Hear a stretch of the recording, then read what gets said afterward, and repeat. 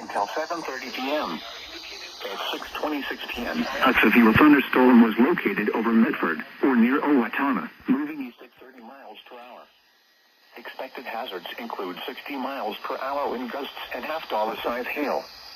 This is a radar-indicated threat. The following impacts are expected. Hail damage to vehicles is expected. Expect wind damage to roofs, siding, and trees. This severe thunderstorm will be near Claremont around 7 p.m. West Concord around 7:05 p.m. Dodge Center around 7:10 p.m. Mantorville and Casson around 7:20 p.m. Other locations impacted by the severe thunderstorm include County Roads 20 and 5, Oslo, Concord, Eden, Highway 57 and 570th Street, County Roads 6 and 15 and County Roads 5 and 6.